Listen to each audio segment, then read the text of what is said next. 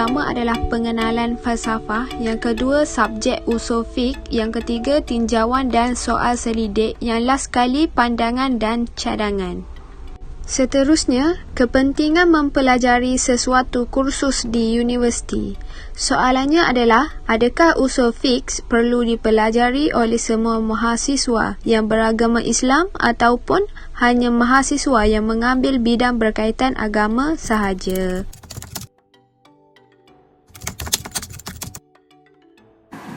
Berikut merupakan definisi dan maksud asal bagi perkataan falsafah. Falsafah sememangnya tidak lari dalam memainkan peranan membentuk pribadi. Falsafah moral atau etika contohnya merupakan suatu unsur yang membimbing kehidupan individu ke arah kehidupan yang penuh kebaikan dan menghindari diri seseorang daripada keburukan. Falsafah dapat mempertingkatkan keyakinan individu kepada dirinya sendiri dan keyakinan kepada kekuasaan mutlak Allah SWT bagi orang yang beragama Islam. Tahap ini dapat dimiliki oleh individu yang mendalami dan menghayati konsep dan falsafah akhlak Islam. Falsafah ini bermula dengan memberi pendidikan kejiwaan atau rohaniah kepada seseorang individu. Ilmu bermaksud pengetahuan dan kepandaian mengenai sesuatu bidang yang disusun secara sistematik menurut kaedah dan metod tertentu yang dapat digunakan untuk menerangkan berkaitan dengan bidang ilmu. Pendidikan adalah salah satu perkara yang penting untuk melahirkan generasi yang mempunyai identiti dan peribadi terpuji. Pendidikan juga merupakan asas dan tonggak utama dalam pembentukan tamadun manusia. Setiap cabang ilmu dalam pendidikan mempunyai keperluan dan kepentingannya tersendiri, tidak kira dalam kerjaya, kehidupan, industri atau sebagainya. Justru, kita mestilah mengambil tahu kepentingan sesuatu bidang atau lebih tepat, sesuatu subjek itu, adakah ianya bernilai, penting, sesuai, berguna dan membantu kerjaya seseorang pelajar. Siapakah golongan pelajar yang seharusnya mempelajari sesuatu subjek itu? Apakah yang terjadi sekiranya subjek tersebut diabaikan atau dimansuhkan? Sebagai seorang pelajar yang mengambil jurusan Perbankan dan Kewangan Islam di Universiti Malaysia Kelantan, kami telah memilih kursus FS 2023 Usul Fiqh sebagai tajuk kajian dan tinjauan penolakan nilai ilmu bagi kursus yang diambil di universiti bagi membantu mencapai hasil pembelajaran yang dikehendaki. Berikut merupakan matlamat kajian tinjauan kami. Yang pertama adalah untuk meneroka dan menganalisis nilai bagi kursus Usul Fiqh di universiti bagi membantu mencapai hasil pembelajaran yang dikehendaki. Yang kedua, kami ingin memahami secara menyeluruh matlamat dan kandungan subjek Usul Fiqh. Seterusnya, kami ingin mendapatkan sudut pandang masyarakat luar mengenai subjek usul fiqh. Kami juga ingin mengkaji kepentingan dan keperluan subjek usul fiqh dari segi moral, sasiah, kerjaya kepada seseorang pelajar yang mengambil subjek ini. Akhir sekali, kami ingin mengenal pasti adakah kursus usul fiqh ini sesuai dan patut diambil oleh semua golongan pelajar atau hanya jurusan tertentu sahaja.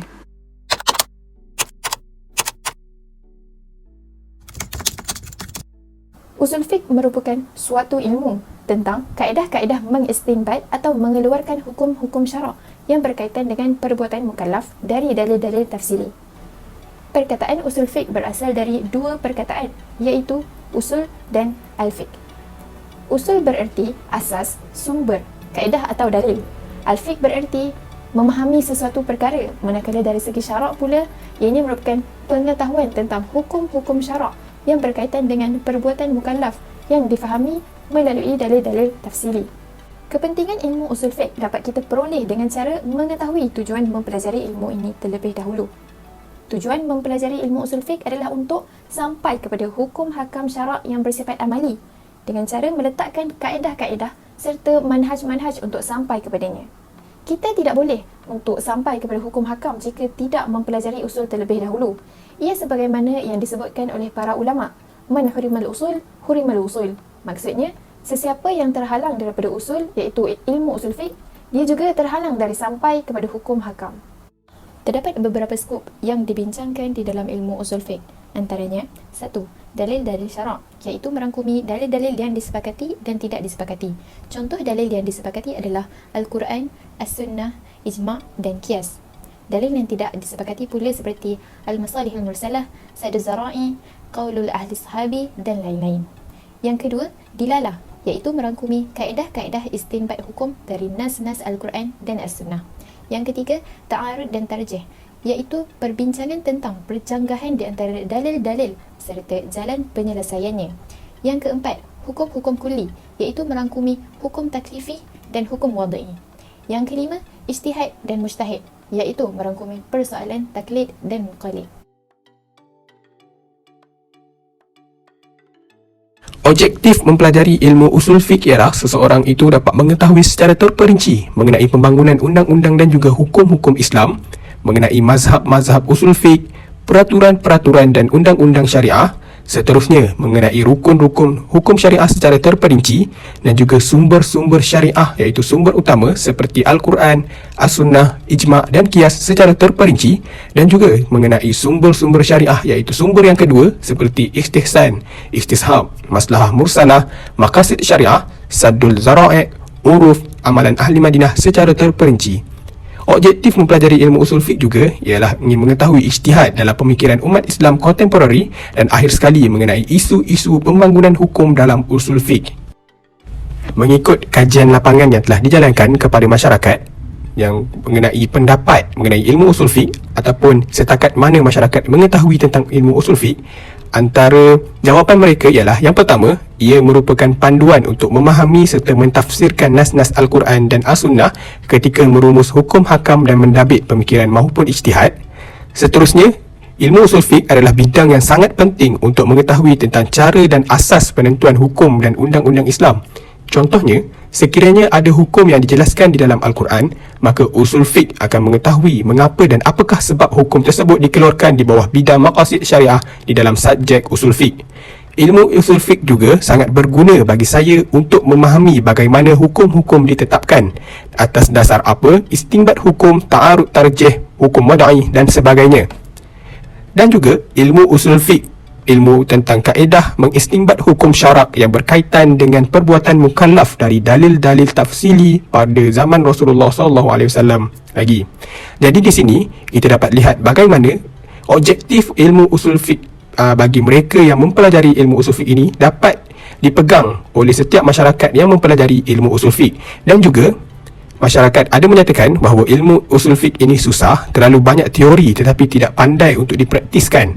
Dan juga ilmu usul fiqh muncul selepas ilmu fiqh, selepas berlaku kejumudan dan pergaduhan antara aliran Ar-Ra'yi dan Al-Hadis. Bagi mengelakkan pergaduhan dan kafir-mengkafir antara mazhab, Imam Syafi'i mula susun kaedah usul fiqh yang sistematik dalam kitab Ar-Risalah. Ini juga menunjukkan kefahaman dan juga setakat mana masyarakat mengetahui tentang ilmu usul fiqh. Mengikut kajian lapangan yang telah dijalankan, mengapakah masyarakat mempelajari ilmu usul fiqh? Antara jawapan yang diberikan ialah untuk mengetahui asas sesuatu hukum itu dikeluarkan. Selain itu, mengetahui cara ulama mengistinbat atau mengeluarkan sesuatu hukum dalam Al-Quran. Ilmu usul fiqh ini juga boleh mengeluarkan hukum yang tidak ada di dalam Al-Quran menggunakan qiyas. Selain itu, supaya saya dah tahu membezakan antara hukum wajib, sunat, makruh dan haram, dan dapat membantu saya dalam urusan seharian saya. Dan juga untuk mengetahui dan memahami tentang perbahasan para mujtahid dalam memberi hukum syarak. Selain itu, antara sebab masyarakat mempelajari ilmu usul fiqh ini ialah bagi memenuhi syarat wajib yang ditetapkan oleh universiti, namun mempunyai minat yang mendalam terhadap ilmu usul fiqh. Berikut merupakan kritikan atau komen dari masyarakat mengenai subjek usul fiqh berdasarkan kajian lapangan yang telah dijalankan. Yang pertama, ilmu usul fiqh perlu diajar dengan cara yang lebih mudah. Seterusnya, kebanyakan subjek agama seperti usul fiqh diajar dalam sepenuhnya bahasa Arab. Namun bagi pelajar sains, akaun dan sebagainya, amat susah bagi mereka untuk memahami kerana mereka banyak belajar melalui bahasa Inggeris. Dan seterusnya, bukan semua orang yang berada di pengajian Islam mampu menguasai usul fiqh, tetapi ia menjadi keperluan kepada ahli fatwa kerana perubahan zaman dan keadaan politik sesuatu negara memerlukan ijtihad secara berkumpulan. Jika silap dalam pemahaman usul fiqh menyebabkan sesuatu ijtihad yang dikeluarkan menjadi satu pergaduhan atau tuduh-menuduh di kalangan agamawan. Seterusnya, beberapa responden telah memberikan respon mengenai ilmu usul fiqh ini, iaitu ilmu usul fiqh ini perlu dijadikan satu ilmu keperluan dalam masyarakat seperti mana ilmu tajwid.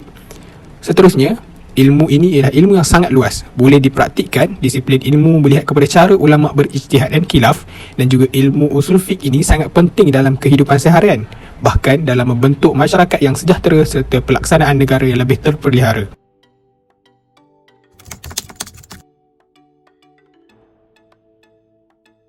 Pada pandangan saya, usul fiqh merupakan salah satu cabang ilmu kepada umat Islam seiring dengan peredaan zaman termasuk dalam bidang kerja maupun sebagai ilmu pengetahuan tambahan. Sebagai contoh, dengan adanya usul fiqh, ia mampu menyelesaikan permasalahan baru pada masa kini. Seterusnya, subjek usul fiqh penting dalam menentukan hukum dan mengeluarkan fatwa. Sebagai contoh, penggunaan sumber hukum kedua iaitu qiyas. Penetapan hukum arak adalah sama seperti dadah pada masa kini iaitu haram kerana ilahnya adalah memabukkan atau menghayalkan. Selain itu, keperluan mempelajari usul fiqh sangat penting kerana terdapat perbincangan dalam aspek falsafah dan agama di mana ilmu dan falsafah bersifat sepadu. Oleh itu, klasifikasi ilmu perlu meletakkan ilmu agama sebagai perkara utama yang memandu ilmu alam dan kemanusiaan. Sebagai contoh, menurut Imam Al-Ghazali, terdapat beberapa kategori ilmu seperti ilmu syariah dan ilmu akilah. Manakala di dalam ilmu syariah, terdapat ilmu furu yang mengandungi ibadat, fiqh dan akhlak. Seterusnya, usul fiqh juga berkait rapat dengan ilmu metafizik iaitu sebuah ilmu yang membincangkan tentang hakikat realiti dan kewujudan. Sebagai contoh, penurunan wahyu, perkara gaib yang terkandung dalam Al-Quran serta perkara melibatkan hari akhirat. Usul fiqh juga mempunyai hubungan dengan moral manusia kerana tanpa hukum ilmu, manusia akan bercakap perkara yang tidak berfaedah dan tidak mempunyai fakta yang berlandaskan hujahan yang terdiri daripada konsep yang saling berhubung. Berikut merupakan cadangan berkaitan dengan usul fiqh. Yang pertama, memberi pendedahan awal dengan penambahan subjek asal usul fiqh kepada anak muda, khususnya kepada pelajar sekolah rendah supaya mereka mengetahui bahawa Islam menggunakan kaedah tertentu dalam menetapkan hukum berdasarkan sumber utama dan sumber kedua. Pada peringkat universiti pula, para pensyarah perlu menerangkan kaedah-kaedah yang digunakan dalam menetapkan hukum dengan lebih jelas seperti menunjukkan amali di dalam kuliah agar pelajar lebih mudah mengingatinya. Seterusnya, pihak berautoriti seperti Jabatan Mufti perlu memperkenalkan satu aplikasi rasmi berkaitan hukum-hukum dan penyelesaian agar dapat menjawab persoalan masyarakat berkaitan perkara yang dibolehkan dan perkara yang dilarang. Sebagai contoh, mencipta aplikasi yang dapat menjelaskan cara solat Jumaat yang dilakukan mengikut SOP sepanjang musim COVID-19. Kesimpulannya, falsafah merangkumi pelbagai aspek sama ada secara nyata atau gaib. Bagi falsafah moral, ia bertujuan untuk mendorong ke arah kebaikan dan menghindari kemudaratan. Pendidikan dalam falsafah dapat melahirkan generasi yang berakhlak mulia dan mewarisi kesejahteraan sepanjang zaman. Selain itu, ilmu usul fiqh merupakan sebahagian daripada ilmu syarak yang terbesar. Ia meletakkan garis panduan yang tepat bagi seorang mujtahid untuk mensimbatkan sesuatu hukum, memelihara mujtahid pada tergelincir dan menyimpang daripada kehendak syarak yang sebenar semasa berijtihad dan membuka kepada penyelesaian-penyelesaian hukum bagi setiap permasalahan dalam syariat Islam.